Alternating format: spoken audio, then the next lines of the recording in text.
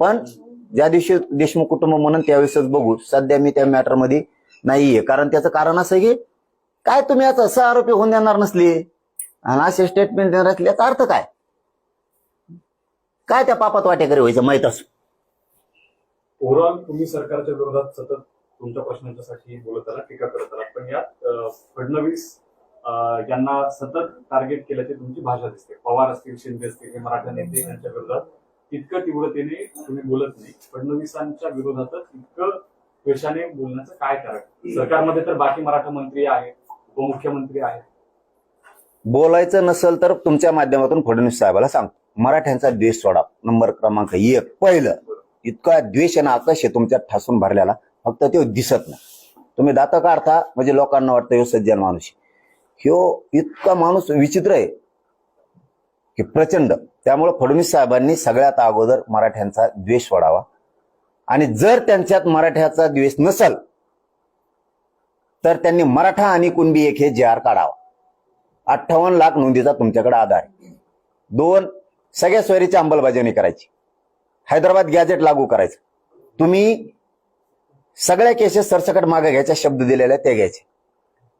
बलिदान गेलेल्या कुटुंबाच्या नोकऱ्या आणि आर्थिक मदत का रोखली?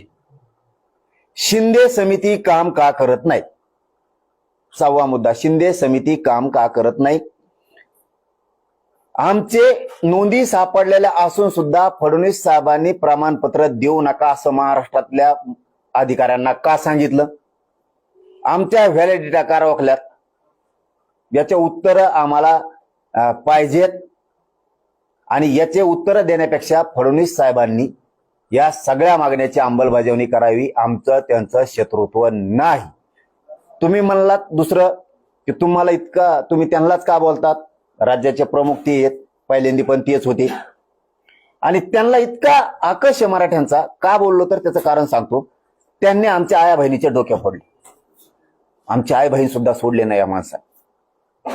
शेवटी घरातली, तुझ्या घरातली माय आमच्या घरातली सुद्धा आहे, ती रक्ताच्या थारोळ्यात पडती. तरी पण तुम्ही पोलिसांना हाणायला लावता. एक मोठी गँग आणल्यासारखी तुम्ही 1000-1500 पोलिसांचा फौजफाटा आणून आमच्यावरती क्रूरपणानं प्राणघातक हल्ला घडून आणता, गोळ्या घालता त्यांना. म्हणून बोलतो, यांनी खोट्या केसेस लाखो पोरांवरती केल्या. यांनी आमचं शिंदे समितीचं होतं ऑफिस ते बंद केलं 7व्या माळ्यावरच. का बोलू नाही?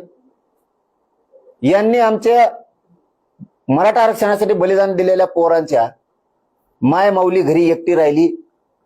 2 वर्षाचं, 5 वर्षाचं, काहींना 1.5 वर्षाचं लेकरू आहे. कुशीत घेऊन ती आई एका कोपऱ्यात रडती.